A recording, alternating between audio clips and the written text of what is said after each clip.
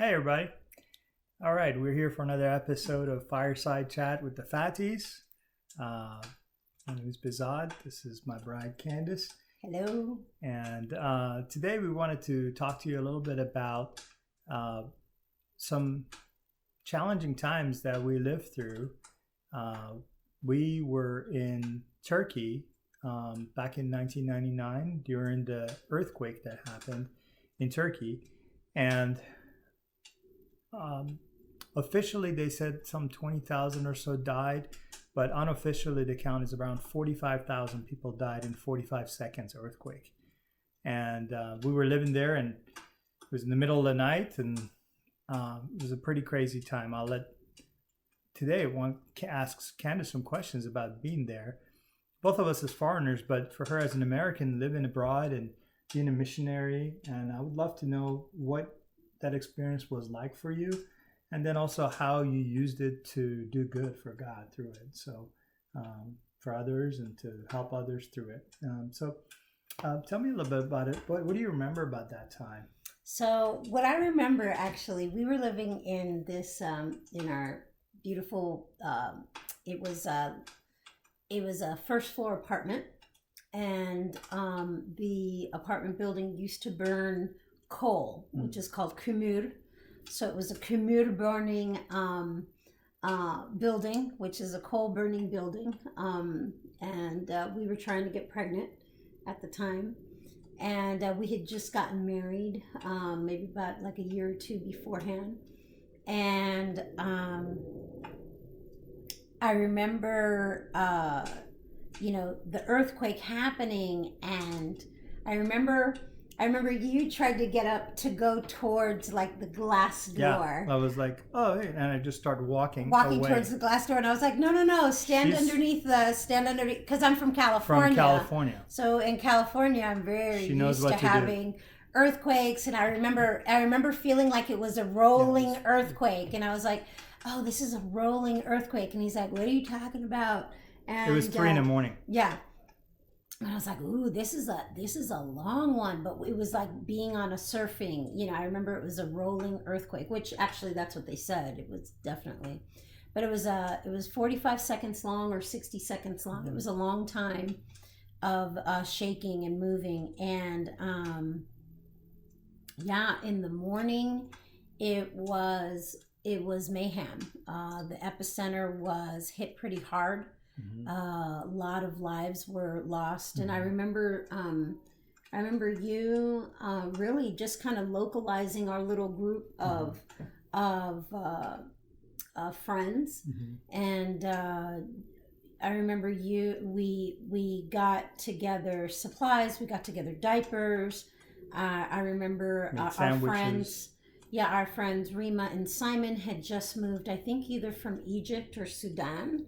At the time, they were on a posting, and they had just moved to Turkey to help us out. And she sent like baby food and baby things, mm-hmm. And you guys were literally, a bunch of you guys went down there towards the epicenter and were literally like helping dig bodies out of, mm-hmm. the crumbled buildings. Yeah, and took bottles of water for people who were trying to help. Yeah.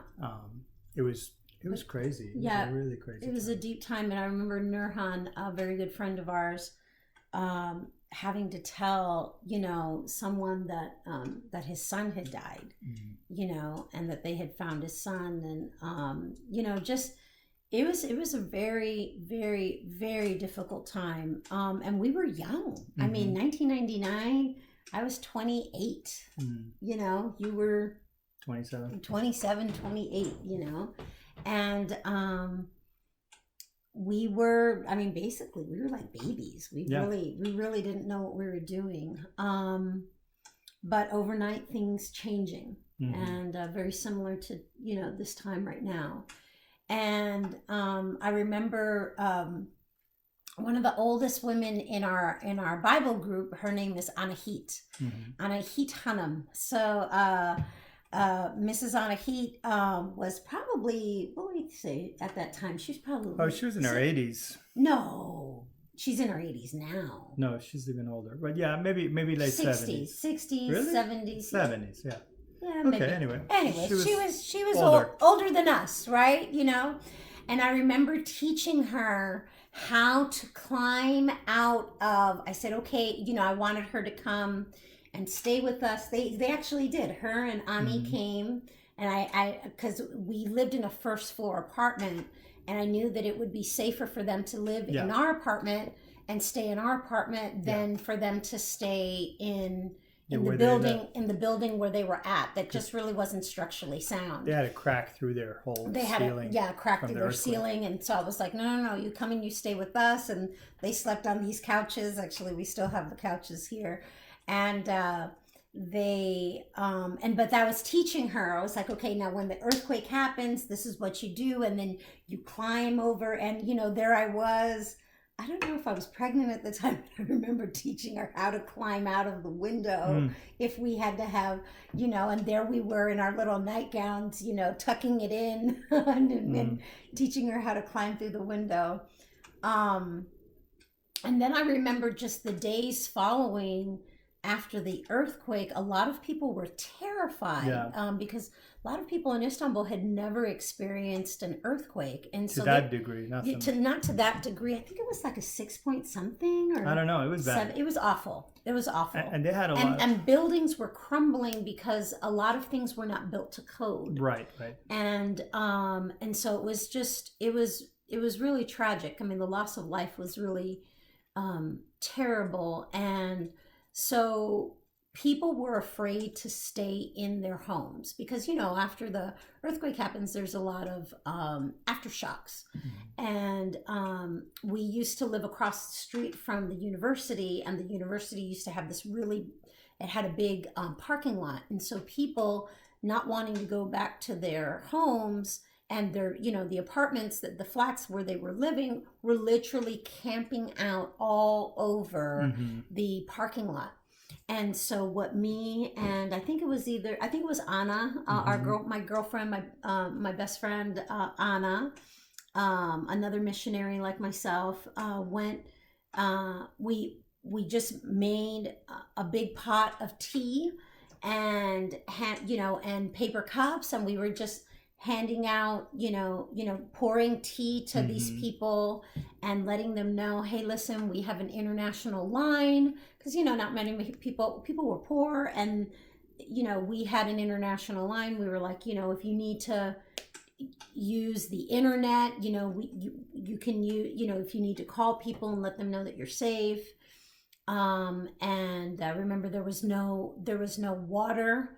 So there was no running water for a week. And so, you have to figure out I forgot that. how to flush your toilet and keep it clean. Yeah. Filled up the bathtub. And we filled up the bathtub with water. But there was no running water. And so we had to get these big jugs, and then, how to flush your toilet. And I told people, we basically made like a makeshift, like, Red Cross right out of our house. Yeah. And I told people they could use the bathroom. I told people they could come and use our phone, and we were pouring tea. We did that a couple of nights in a row, just to try to offer people some sense of hospitality. Sure. Just some kindness. I mean, but the parking lot was packed with families. So it was a sense of unknown, right? I mean, because you don't know what's coming next. Is there going to be another one? And there's a lot of fear. Yeah. So through that time and through all of that, so what did you learn, or were you looking back? What do you think was a valuable thing that's similar to what we're going through now with COVID-19, and that folks can benefit from? Yeah, I think the thing that, when I look back on that time, it was really a time of human kindness. And you have to be creative to do it. Oh, we had a creative, creative human just kindness. Just like now, it's not like you can run out and... Yeah, I mean, the guys that pulled together, was a couple of Americans. One guy was French, and, another guy came from, I remember we just... assembled a little team to go down to the epicenter to help dig out, people and help people come out. And so that was creative. I remember, making phone calls and, us like, okay, what can we send? Can we send water? Can we send canned goods? Can we send, Pampers? And yeah, I think back on that time just as a time of human kindness and a time of, trying to be hospitable with what it was that we had. Yeah, I mean, it although it was a time of death, a lot of death and a lot of destruction and a lot of pain and peril and tragedy and all of that and all of the unknowns, very similar to what we're going through right now. It definitely was a time of goodness. A lot of good came out of that. Sure.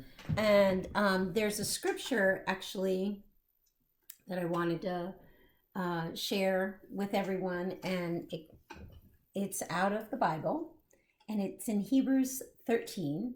It says, "Do not forget to show hospitality to strangers, for by doing so, some people have shown hospitality to angels without even knowing it."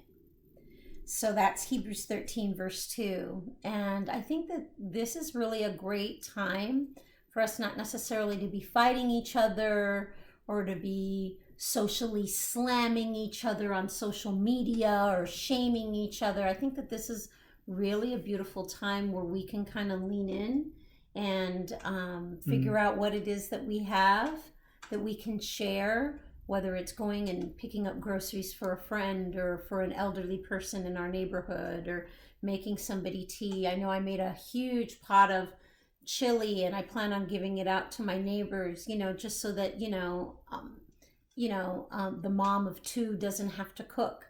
And I just think that times like this really can bring out the best of us. Yeah.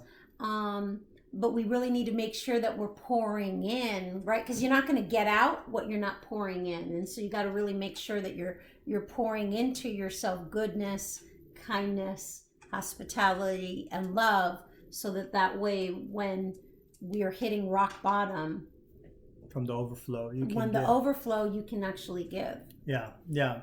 I think you do it creatively too. So. Oh yeah, this is definitely a good time to be creative. Do it creatively, and hopefully we're doing that for you. We're encouraging you with some of what we have and some of our stories, and so we'll keep doing this. Thank you for joining us. Thank you for asking, babe. Of course. Love All you. right. Thank you. Bye. Bye.